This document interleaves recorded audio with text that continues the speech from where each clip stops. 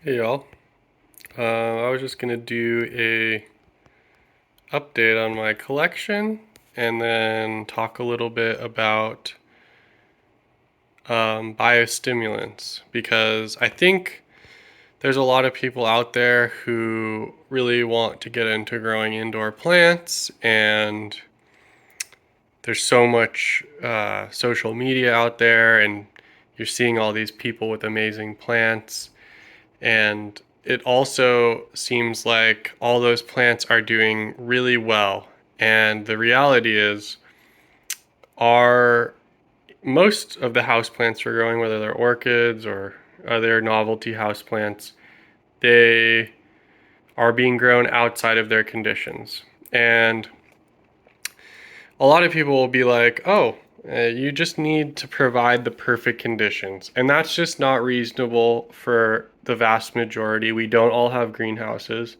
If you can have a controlled environment, I would never dissuade you from it. But I just also want to show that you can grow these plants outside of a greenhouse. You can grow them well, you can bloom them, and you can get amazing root systems. And one of the tools to boosting your plants and help and pushing them outside of the conditions they typically grow, or the perfect conditions which will result in unimpeded growth, I use biostimulants. And so I'm going to do a little review of my plants, indoor and outdoor, and then I'm going to talk about the biostimulants I used.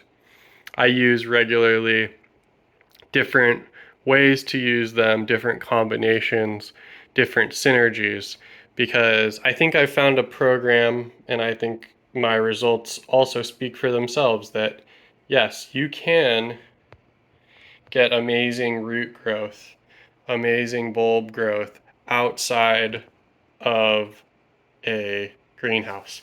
I have a semi-enclosed growing space. It's 3/4 covered in vinyl. It's got a water catchment area. I just watered. There's a leak somewhere, but I can't quite figure it out. I'm working on it.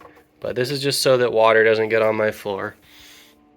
Well, let's go through the collection. So I have a few plants that just aren't making the cut and I'm getting rid of, but unfortunately they always tend to be the plants that grow best for me. But that's always the unicorn plant, a beautiful flower that also grows well. So I have a Cattleya lotogesii.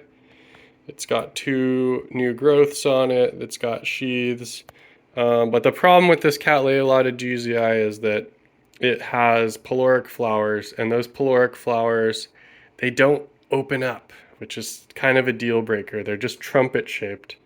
But I'm sure someone would love this, so I think I'm going to sell it. It's giant, it grows really well. Um, I have my walkeriana right here. It's got, I believe it's going to have a bloom here, but I'm a little worried because it might be an empty sheath.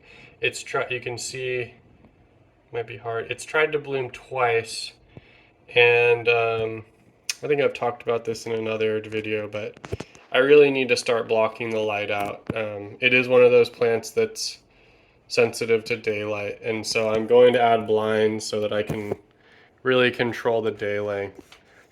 My Cattleya leopoldii, or tigrina, is just absolutely beasting out. Another plant that I want to get rid of, not because I don't like it, I just had I was delusional when I bought it, and I had no idea how big it was going to get. It's just dominating everything. I'm really excited about this Cattleya triani. I have it, not only is it just thriving, but I'm really hoping that it's mature enough. I mean, these bulbs are huge. They're almost 2 feet tall. I'm really hoping that this new growth is going to be a sheathed growth. I just can't imagine that this isn't finally mature.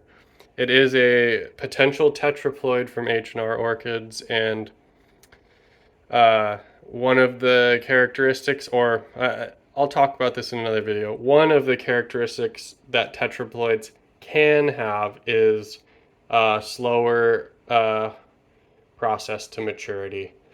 Other things that are very exciting and interesting, it's just moving this crazy Tigrina away, is I really love this plant because I'm not a huge fan of ceruleas, but this is a Cattleya percivaliana cerulean.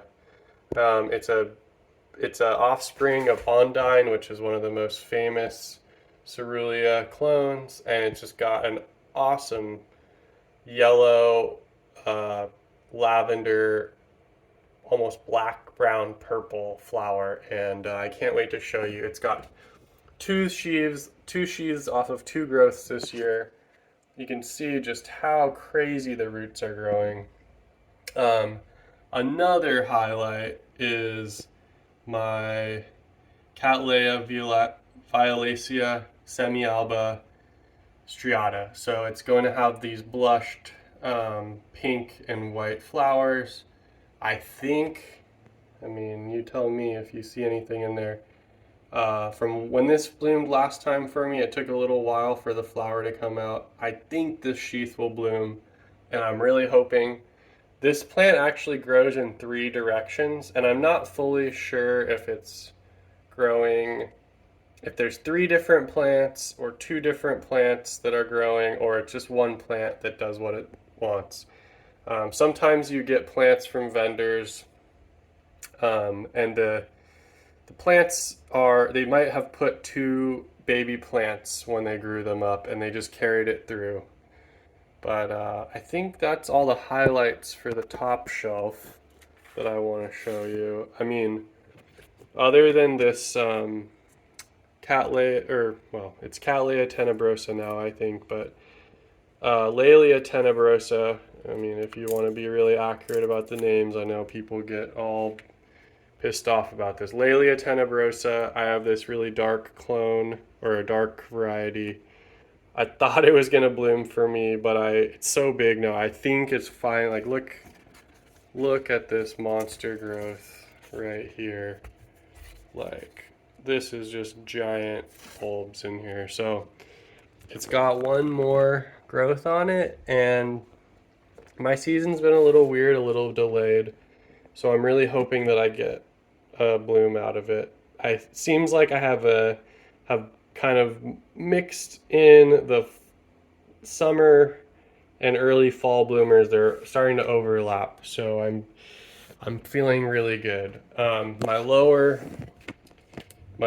tier, where a lot of my seedlings are, I'm quite excited about. My walkeriana babies are dumping roots.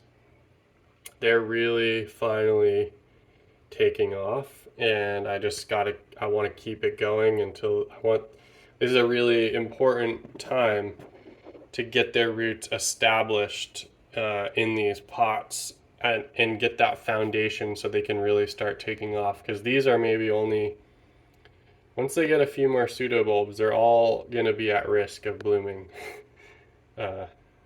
If that's a funny way to say it. I've got a bunch of other walkerianas, and like I said, I might have blown it this year on light. I hope I can get my blinds in the next couple weeks, because some of these might be primed for blooming. This one just put on a new growth. Maybe I have a Cattleya clandier flower. This guy's just putting out fat roots, but I feel like I'm starting to get the hang of walkeriana culture. I'm definitely going to be getting rid of these. Have to get rid of some of these in the future. So if you're interested in some rare walkeriana babies, let me know and maybe we can trade. Other than that, I've got this Cattleya ludemaniana that's been growing super well for me, and it's got a new bulb, and maybe it'll have a sheath in it. I've got a couple of Dowianas. This one was a casualty. It basically got stored over the summer in a place while I was renovating my house, and it's been on the struggle bus. I think about killing it, but then it just keeps trying to live, so we're just gonna roll with it. I'm kind of bummed out about it, but it's all right. But I think, and everything's got really good roots. I've got, I was lucky enough to get a Cattleya triumphans made with Dowiana rosita, and that has been just pumping for me, so I'm really excited.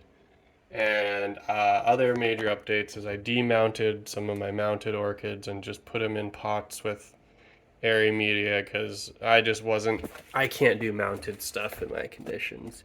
I'm not disciplined enough, and so you can see the pleated leaves from this oncidium, and that's my bad, but it's gonna grow out of it, and it's gonna be a little ugly, but the next growth will be fine. It's actually started to move, so can't be mad. And then I have it's just a mess.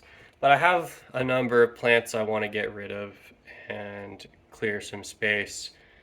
So, but yeah, I'm just super pleased with how the end of my season is rounding out. My plants just look so vibrant.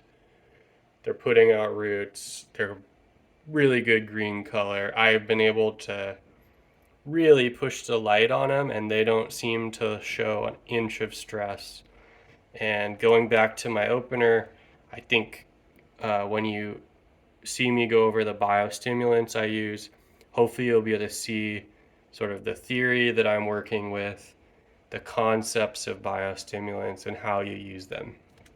But I also want to look at some new orchids that I purchased, because if you're an orchid person, you just can't help yourself. I have had these on and off. They're just so lovely. I got some Cattleya. I have a couple at work. I have a bunch here that are very interesting. Fred Clark, just when he puts out his orchids, it's just really hard to say no. These are all from Sunset Valley Orchids, and I've got 3 species in here, and then this is a primary hybrid, Grace Dunn, and then Rebecca Northen is a more complex hybrid, but they're very similar. They have similar parents. And then I've got, of course, my Vanda or Neophoenicia, and then my PAF, just trucking on. So the other thing I want to show you guys is, so this is the middle of fall in Seattle, and this is what I'm talking about with biostimulants. I'm still putting out huge tomatoes on my balcony garden. My plumeria in 50-degree weather is putting out flowers. I have a kumquat coming on. And if you look under here, I've got a whole bunch of scotch bonnets. So I just wanted to show sort of how you push your plants when it's cool outside, and how you kind of stretch the end of your season just to try and get that last harvest.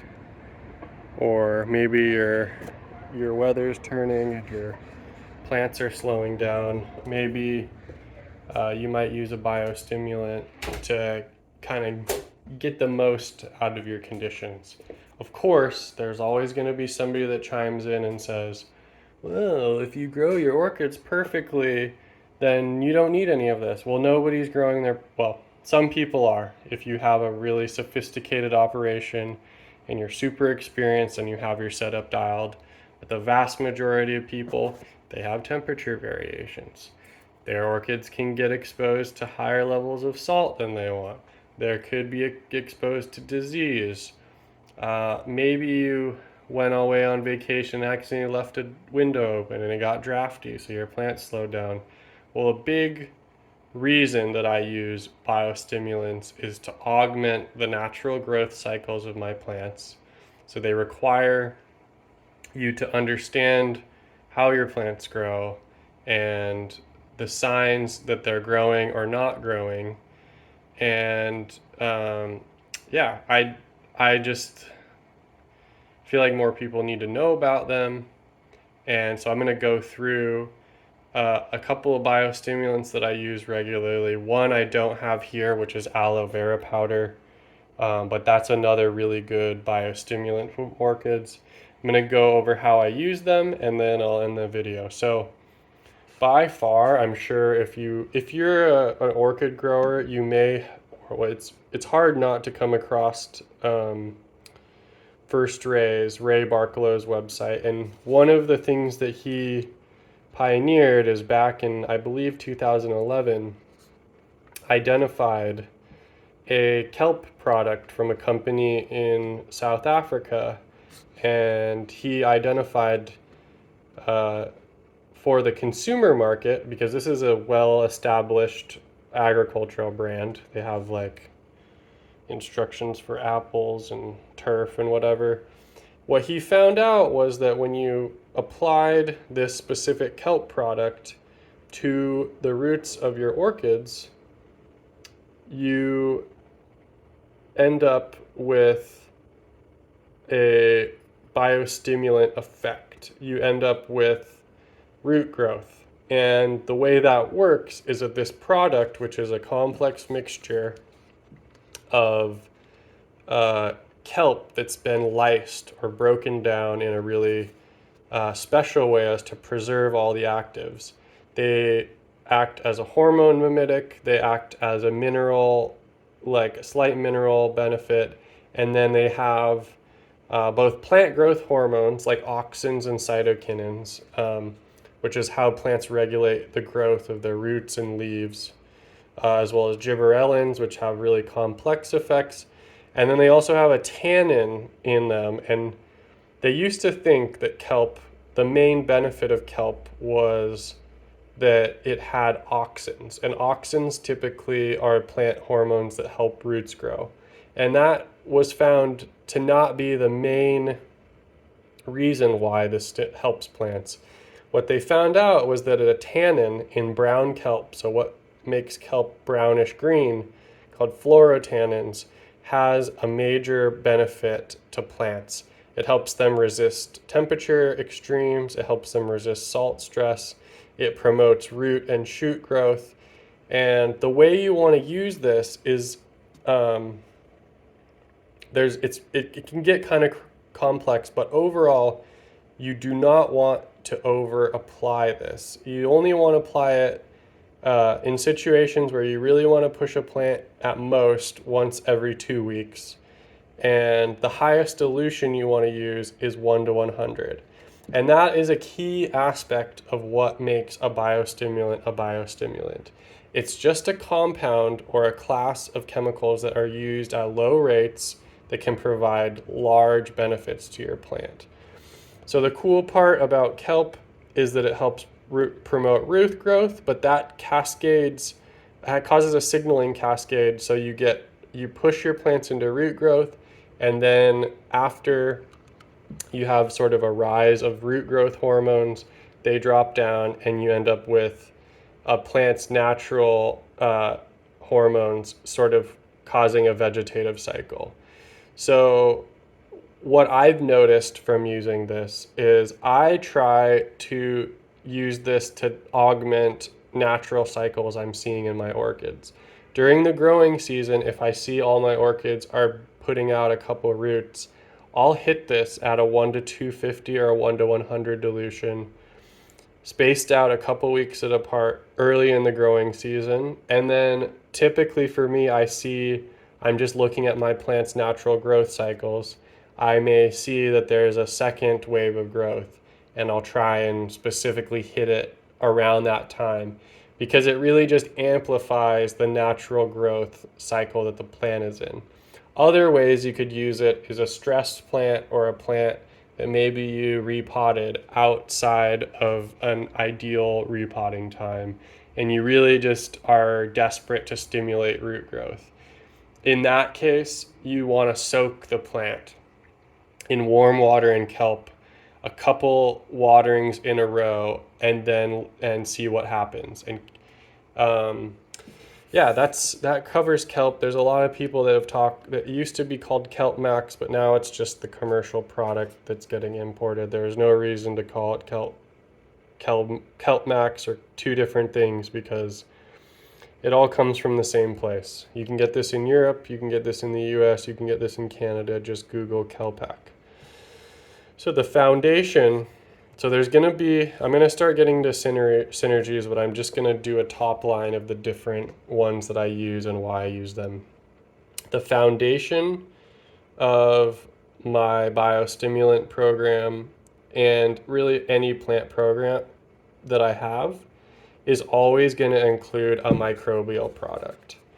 And this is a product that is from Impello Bio, and it's a bunch of different species of bacillus that do a number of different things. They prevent disease from establishing, they produce plant growth hormones, they produce anti-competitive compounds against fungus, they produce enzymes, and they also, the important part is, these solubilize salt precipitates. So the bacteria in here can solubilize precipitated potassium compounds and precipitated phosphorus compounds.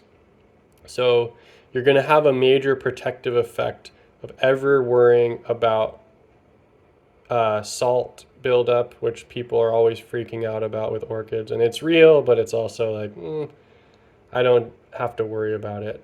So this is a product, and this is obviously, it's a product primarily used for commercial agriculture and specifically cannabis. But what I would recommend is going light on the dosage. So this bottle will last you forever. So I only ever use about a 0.5 ml per gallon, and I only use it about once every 2 weeks and maybe once a month. And this is a big reason, like, there isn't a plant on earth that doesn't appreciate beneficial bacteria. It is the natural state. And it's very reductionist to believe that if you have perfect environmental conditions and you're just giving your plant salt, that you're actually giving your plant everything you need. Plants need bacteria and microorganisms to work in concert with them to help stimulate their immune systems and increase the efficiency at which they can absorb nutrients. And if you're not doing that, you're really just growing in hydroponics and you're not really producing a resilient system. These bacteria greatly enhance orchids and outdoor plants' resilience. And going back to this kelp product, I have found that when my peppers outside start to slow down, my tomatoes, I will give them a little bit of this at the end of the season to help them continue growing and finish up, because they get used to growing in the warm days of summer. Then all of a sudden fall hits in the Pacific Northwest and they slow down, they get sad. So this is how I keep pushing them. And I do this at the end of the season, a couple weeks apart, 1 to 100, just to push my outdoor plants. So now we're going to get over into synergies. These things, what I'm showing you here, are more classified as biofertilizers, especially when you combine them with a microbe solution. So corn steep powder is an exceptional organic water-soluble nutrient. And if you're using with orchids, really go light on this stuff. Orchids are not heavy feeders. This stuff is super efficient. And it also, the benefit of these organic nutrients is that they're not just minerals. They contain carbon, minerals, nitrogen. And so a big reason why these benefit your plant and provide benefits well beyond the NPK value. Again, the reductionists are just obsessed with measuring mass of nutrients. And I'm not saying that isn't important, but this has a really complex effect on the whole system that you're growing in. And basically, this is a byproduct of the corn processing industry. And what this is going to do is not only give your plants nutrients, but it has organic acids, it has amino acids, and so has a complex biostimulant profile. On top of that, all of those nutrients are excellent substrates for bacteria to make plant hormones and to increase their numbers. So this stimulates bacterial growth, amino acids, and plant growth promoting microorganisms like we have here are oftentimes the substrates as well for these bacteria to produce the hormones that they do. In a natural system, the plant might send some amino acids out as root exudates to stimulate beneficial bacteria at its roots. Well, you can kind of skip that, and that's why I recommend using these light. That's why they're biostimulants. You don't use them every day. You maybe would use some of these max once a week, but especially for orchids and even for most plants, using these every 2 weeks, using these every 1 month are going to give you outsized effects, more than what you would expect for if you're just thinking of this as a simple fertilizer. Another carbon and nitrogen source that just provides nitrogen is soy amino acids. So this is 14% nitrogen, and it's pure water soluble soy protein hydrolysate.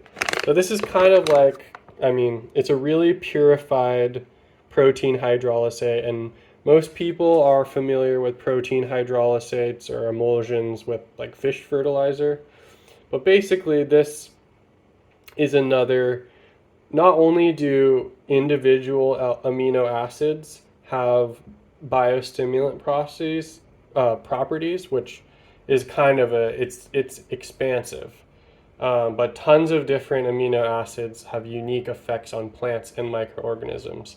So these are very similar, and they have a lot of synergy when they're applied with a microorganism product, because it's going to help these establish. It's actually going to provide the substrates for these microbes to be able to produce plant growth promoting substances, or also disease prevention substances by these microbes.